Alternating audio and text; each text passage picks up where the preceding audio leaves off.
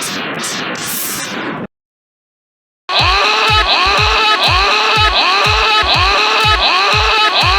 이렇게 시끄러워? 조용히 하란 말이야. 조용히 해.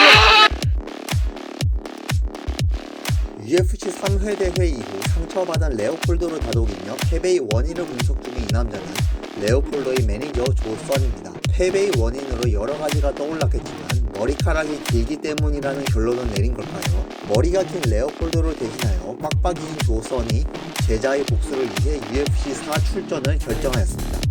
한편 이기고도 탈진으로 인해 경기를 포기해야 했던 호이스 그레이시.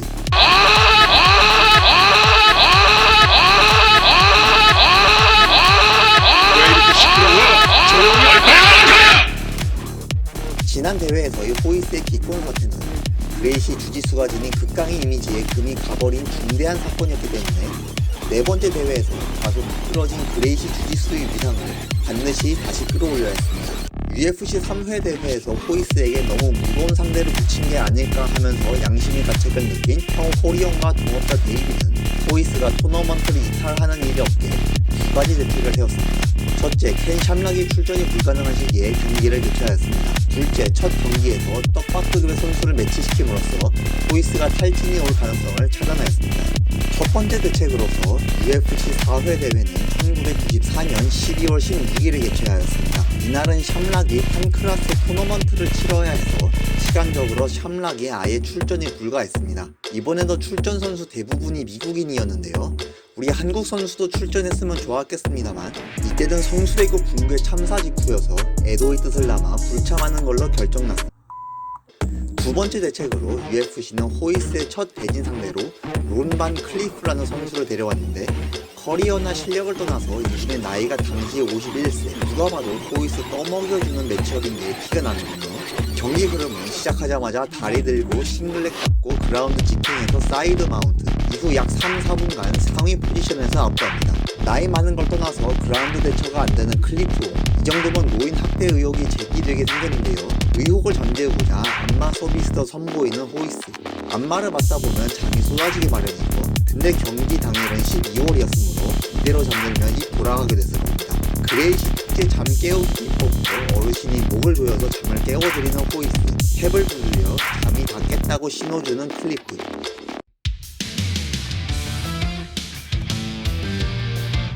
이번엔 사실상의 메인 이벤트였던 8강조 제2경기 보시겠습니다. UFC 최초의 한국계 미국인 선수이자 토너먼트 출전자 중 최연소 선수이자 무제한급 사상 역대 최단신 선수인 조선의 등장입니다. 굳이 십자가를 짊어지고 등장함으로써 체력적으로 셀프 디버프를 걸고 있다 합니다. 그의 상대로 직전 대회에서 역대 가장 무거운 참가자를 제압한 키스 에크니가 관중들의 환호를 받으며 있다 합니다. 세로 길이가 짧은 조선은 노가드 도발 후 카운터를 노리면서 UFC 최초의 카프킥을 맞고도 허세로 응수합니다. 헤크니가 인파이팅으로 접근하며 바디 테이크다운을 성공시켜 그라운드로 데려가는데 성공합니다. 하프가드로 뚫고 나서 길로틴 그립까지 잡은 조선. 하지만 하체가 살아있는 헤크니는 강제로 스탠딩 전환에 성공합니다. 그러자 길로틴 그립제로 케이지까지 밀어버리는 조선의 다리를 걸어 포지션을 역전시키는 헤크니입니다. 이어서 조선이 길로틴 그립을 풀기 위해 사나이로서 차마 눈 뜨고 보일 수 있는 세금 붙이는 기술을 시전합니다. 근데 더 소름 돋는 장면, 다 버텨내는 조선. 아무래도 메추리알이 아니라 소시지를 가격한 것 같습니다. 이렇게 될 뻔했지만 여하튼 효과는 엄청났습니다. 턱을 밀어내면서 그립을 풀어낸 헤크니, 그리고 아이템이 내구도를 확인하기 위한 나쁜 손 장면. 하지만 CIA 간부도 열람할 수 없는 SS 알크 비밀이기에 기밀 공개를 단호히 거부하는 조선입니다.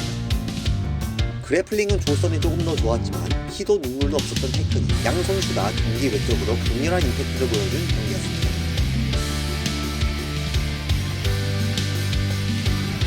다음 경기는 이전 대회 우승자 스티브 제넌 경기였습니다. 한 경기만 치르고 우승자가 되었던 게 단순히 운빨이었다는 의혹을 일축할 필요가 있었던 제넌은 이번 대회에서 8강전으로 출전했습니다. 그의 상대로 커리어 통산 35승 9패의 복서 멜튼 보웬이 오픈 핑거 글러브를 끼고 있다 합니다. 서로의 전략을 모른 채 쉽게 들어가지 못하고 탐색만 펼치는 두 사람입니다. 하지만 보웬이 앞선 훅을 피하고 싱글렉을 잡은 제논. 그라운드 옵션이 있었던 제논이 스탠딩 옵션만 있던 보웬을 넘기는 건 시가무기였습니다. 순수 복서인 보웬이 하위 포지션에서의 능력이 없었기 때문에 풀마운트에 이어 상체가 살아있는 제논이 일방적인 파운딩 강의가 펼쳐집니다. 보웬이 깡코어 힘으로 이스케이프에 성공하지만 얼마 못 가 유도시 테이크다운을 당해 또 깔렸습니다. 하위 포지션에서 악착같이 저항하며 제놈이 체력이 빠지는 기회를 노렸지만 훨씬 더 많은 기회가 있는 제놈이 갑작스레 안바를 성공시켜 제놈이 승리로 경기가 끝나며 준결승에 진출했습니다. 만 파운딩 과정에서 손이 부어올라서 토너먼트에서 이탈해야 했습니다.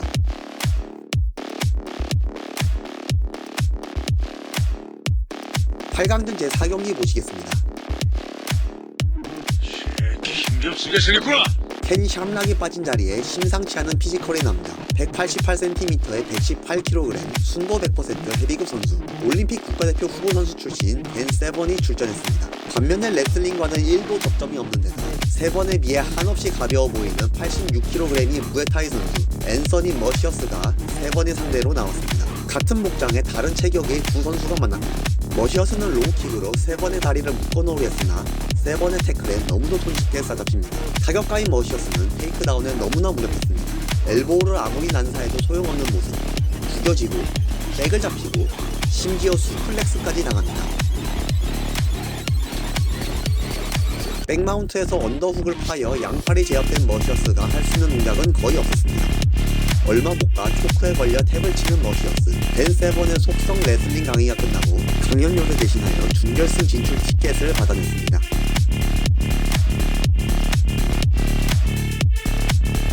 첫 번째 준결승전은 호이스 그레이시 대 키스 헤크니. 드디어 정상적인 피지컬의 상대를 만난 헤크니입니다.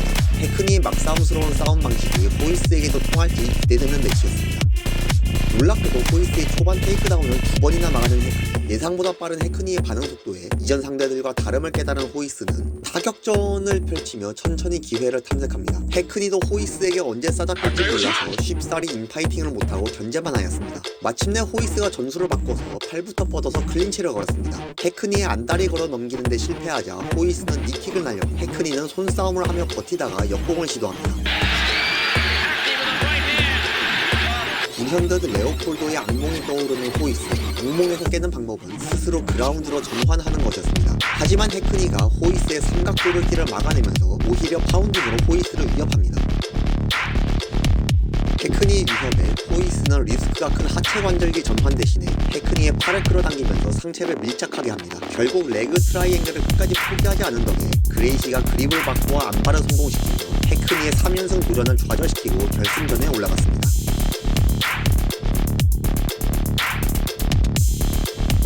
한편 댄 세번의 상대가 되었어야 할 스티브 제넘이 이탈한 자리에 대체 선수 매치의 승리자 3명 중에서 마커스 보셋이 당첨되었습니다. 올라운더 제넘을 대신하여 가라데 3단의 타격과 보셋의 출전은 극강 레슬러 세번에겐 너무나 반가운 상대였습니다. 185cm, 100kg이 보셋의 체중을 실은 킥이 아무리 강해도 킥이 빗나가고 테이크다운 나가면 소용없습니다.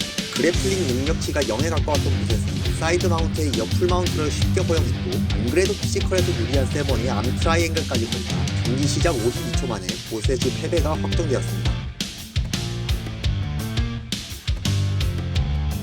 이렇게 해서 다시 한번 우승을 노리는 그레이시와 샴락 이상의 강력한 우승 후보 세번이 결승전에서 만났습니다. 천하의 그레이시도 강력한 레슬러를 상대로 입질만 걸리고 쉽사리 테이크다운에 들어가지 못했는데 세번이 돌연 셋업 없이 기습적으로 태클을 걸자 극강의 주짓대로인 호이스도 맥없이 넘어가버립니다. 언더훅을 하지도 않고 그렇다고 스프를 하지도 않아서 항상 상대를 넘겨버리던 호이스가 막상 자신이 넘어갈 땐 대처가 안 되는 모습입니다. 자신보다 훨씬 무거운 세번에게 하위에 깔린 그레이시 가드 포지션에서의 레그락도 다소 불안정했으며 버터플라이 스윕은 역부족이었습니다. 한편 세번도 호이스를 바닥에 눕혀놓았지만 피니시로 연결하지는 못하고 있었습니다. 아마 이전의 두 상대와 달리 생각보다 오래 저항하는 호이스에게 적잖이 당황했지 않았나 싶은데요. 두 그래플러 간의 치열한 손싸움과 틈틈이 이스케이프를 시도하는 호이스의 움직임이 장시간 이어집니다. 그렇게 무려 15분간 바닥에 깔려있었던 그레이시는 마침내 오른다리를 빼고 트라이앵글 그립을 성공하였고 초크를 완성시켜 세번의 탭을 받아냈습니다. 그레이시 주짓수의 강력함에 밀려 세번의 3번 승리는 실패하였고 호이스 그레이시가 세번의 우승을 차지했습니다. 이것으로 UFC 4화 대회 리뷰를 마치겠습니다. 시청해주신 여러분 감사합니다.